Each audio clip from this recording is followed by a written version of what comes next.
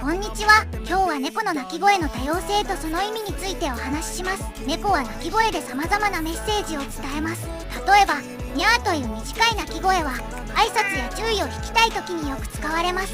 一方で、ボロボロという音はリラックスしている時や幸せな時に聞こえます。また、長く伸びたネオ音は不満や要求を表すことが多いです。これらの鳴き声は性格や状況によっても変わるため、個々の猫の鳴き声を理解することが大切です。猫はそれぞれ異なる声を持ち、それを使って飼い主とコミュニケーションを図っています。ぜひ日常の中で猫の鳴き声に耳を傾け、その意味を知ることでより深い絆を築いてください。